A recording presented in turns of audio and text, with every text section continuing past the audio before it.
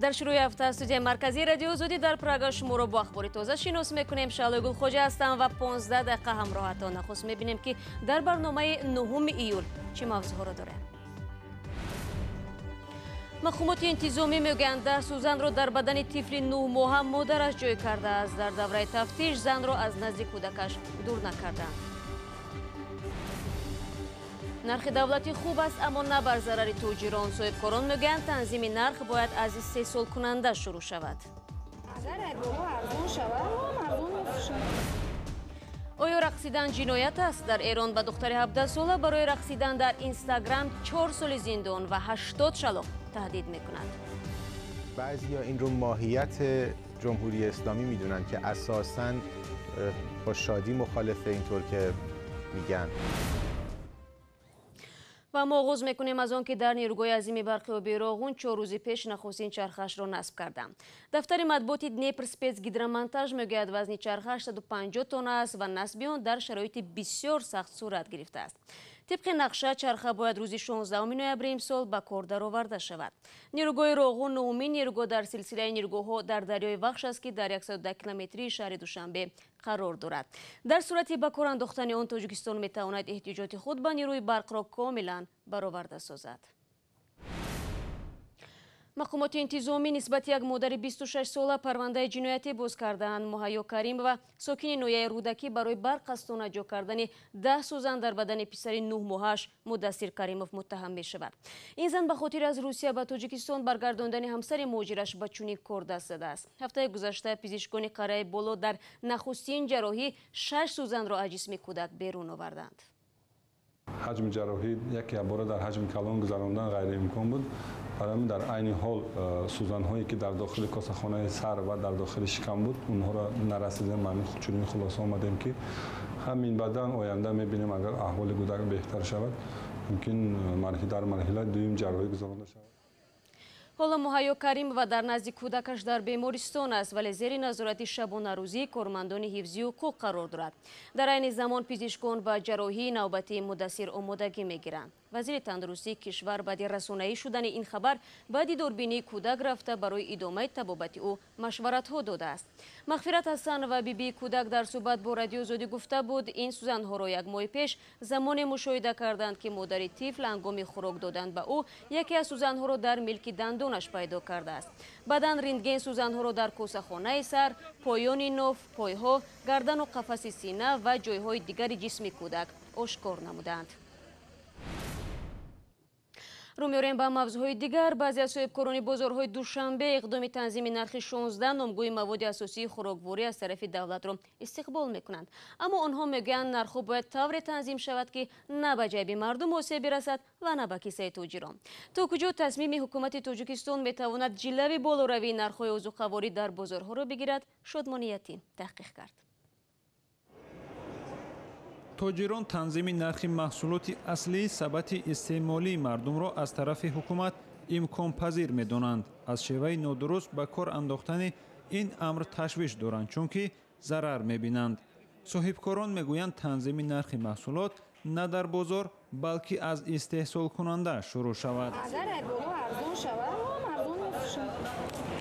برخی تاجران امیدشان به تنظیم دولتی نرخ در آن است که مقامات خرج انتقال مال و محصولات را به نظر میگیرد وگرنه با افزایش نرخ سوزشواری و بالا شدن حمل و نقل بار جز ضرر تاجران و زیاد شدن محصولات پس‌صفت در بازارها نتیجه دیگر نخواهد داشت.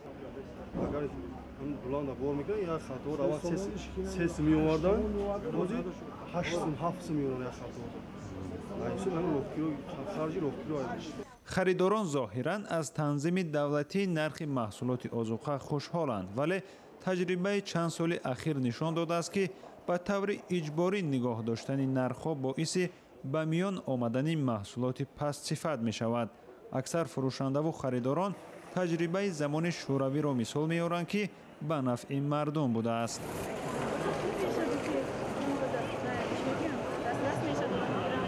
باشد با همه چیز کاری چیزی تعظیم باشد و سر میشه بچه جون بیکار میشه از صورت هم بیکار هم خرید بسون میشه هم روزی میشه هم وضع میشه بهتری میشه дар арафаи иду ҷашнҳо ки маъмулан дар бозорҳои кишвар арзиши маҳсулоти хӯрока боло меравад, мақомот борҳо талош карданд нархро танзим кунанд, вале муваффақ нашуданд. нархи 16 маҳсулоти ниёзи аввалияи мардум аз ҷумла орд, нон, маҳсулоти макаронӣ, гандум, биринҷ, картошка, сабзавот, қанди сафед, шакар, равған, маҳсулоти ширӣ, донагиҳо, гӯшт, тухми мурғ, намак, чой ва ғизои кӯдаконро аз ин пас мақомот таъину танзим хоҳад кард. фурӯшанда ҳақ надорад аз нархи муайян кардаи давлат онро бештар фурӯшад. дар ғайри сурат соҳибкор бар нафъи давлат ҷарима месупорад. шодмон ятим, озодӣ, душанбе. барномаро бо мавзӯи ҷаҳонӣ пай мегирем. дар Туркия даҳо мусофири як қатори роҳи оҳан натавонистанд ба манзил бирасанд. бинобар селу борон вагонҳои қатор ба садама дучор шуд. тибқи хабарҳои расида, мақомоти Туркия ба ҷои ҳодиса 100 мошини ёрии таҷилӣ ва чархболҳои наҷотдиҳиро фиристодаанд. тафсилот аз Сарангези Наврӯзшоҳ. дар шимоли Туркия қатори мусофирбар аз хатти роҳи оҳан берун шуд. дар натиҷа дасти кам 24 нафар ба ҳалокат расида, 73 тани дигар ҷароҳат бардоштанд. садама дар канори шаҳри Чорлу ба амал омад. қатори роҳи оҳан бо 360 мусофир ба Истанбул ҳаракат дошт. худо ба шукр мо хубем, аммо бисёриҳо ҳалок шуданд. илтимос ба онҳо кӯмак кунед. вагони мо ва ҳам вагонҳои баъдӣ аз хатти роҳи оҳан берун шуданд. ҳалокшудагон ва захмиён зиёданд. мо афт дидем ва тавонистем тариқи тиреза берун бароем. тибқи маълумоти расмӣ боришоти пайдарпай ва сел боиси ин садама гардид.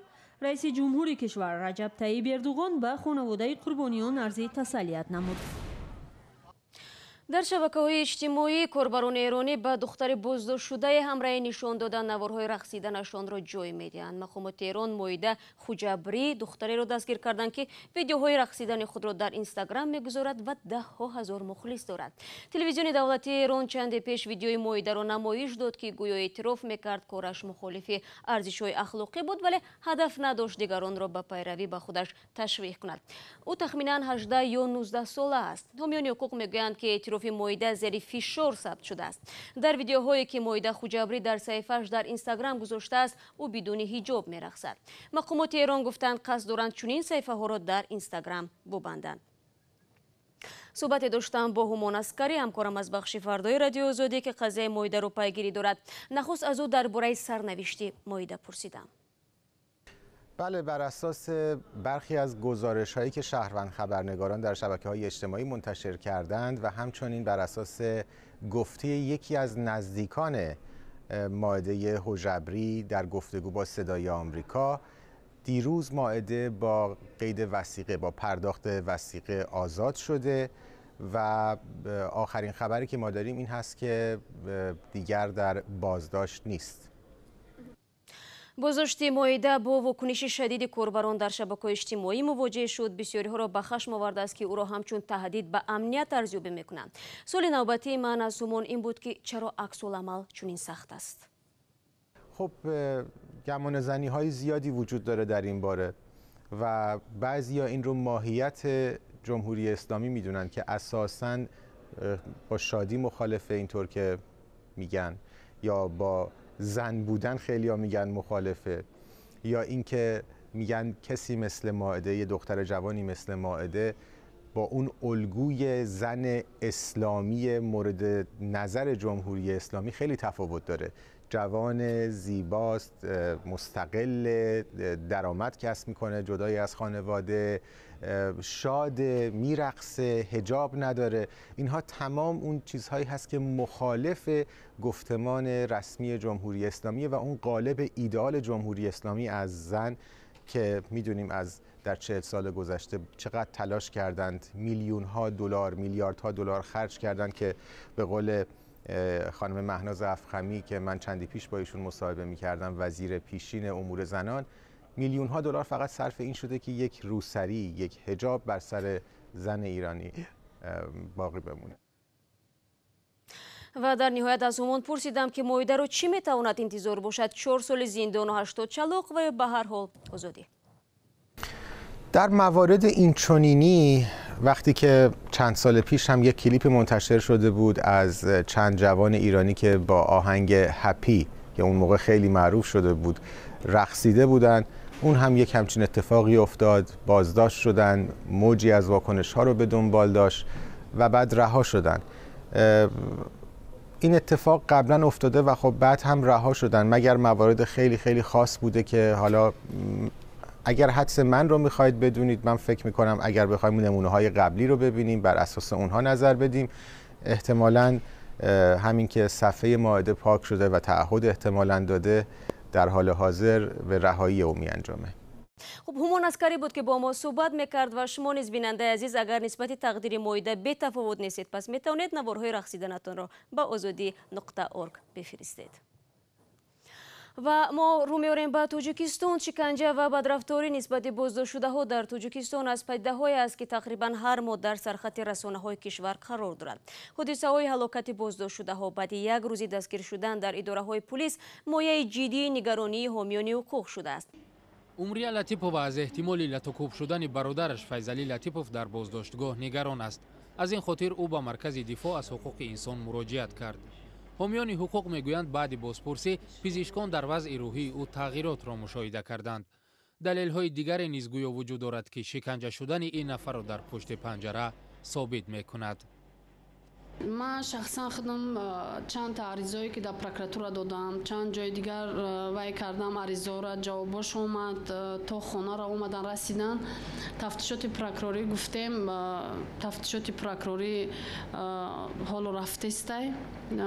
همین را من میخواستم که خوبتر آنالیز کنن، خوبتر تحقیق گذارونند. دلشادبک مرادوف هنوز سال 2009 بر اثر شکنجه در زندان هلاک شد. خواهر او میگوید مادرش برای برقراری عدالت و مجازات کارمندان محبس تلاش داشت.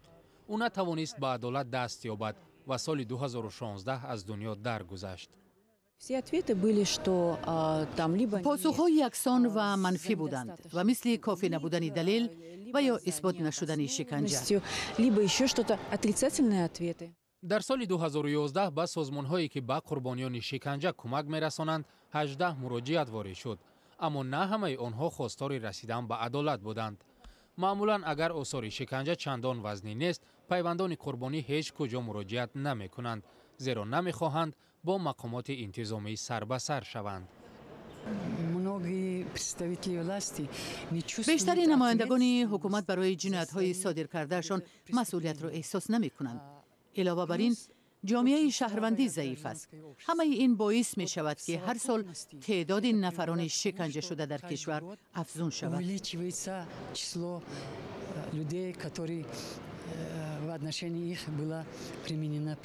طبق قانونگذاری تاجیکستان برای گناهکار اعتراف کردن نفر به شکنجه اقرار کردن جرم از طرف متهم کفایت می کند. اما اگر مثل بعضی کشورها این عمل یعنی خودعیبدار کنی از قانون جنایی بیرون کرده شود، ثابت کردن جرم کار آسان نخواهد بود. از همان مشکل اثبات نشدن موردهای شکنجه است. قربانیان و یا پیوندان آنها خیلی دیر مراجعت می کنند. در این صورت ما حتی نمی توانیم این ذلت و کوب و شکنجه را پیدا کنیم. حامیان حقوق پیشنهاد دارند که باید با وارد کردن اصلاحات به قانون جنایی عفو انتظامیان گناهکار در شکنجه ناممکن شود. در این برابر باید کسبیت مفتشان را بالا برد تا در رفت کارهای تفتیشاتی از شکنجه کار نگیرد. و کرایه نقلات مسافربر جمعیتی در ولایت سوغد از 10 ایول از 20 تا 30% بالا خواهد رفت. اسلام اولیویف رئیس اداره نقلات ولایت سوغد روز دوشنبه 9 ایول در صحبت با رادیو آزادی گفت که از روی نرخنامه نو کرایه نقلات مسافرکشانی داخل شهری و مرکز نایه‌ها 30% بالا برده شده. مثلا در خوجند کرایه میکرواتوبوس 1 سومانی بود، از فردا 1 سومانی و 30 درم خواهد شد. و با امیدی که شما بیننده عزیز روز خوبی داشته باشید، برنامه امروز را انجام میدهیم و خبر و گزارش های بیشتر را شما چون همیشه میتوانید در وبسایت ما www.azadi.org و در آزادی ویدیو یوتیوب پیدا کنید. من شما را فردا با نشر نوی برنامه خبری منتظر میشوم. بعد تا اون زمان خدا نگهداری هر یک شما باشید.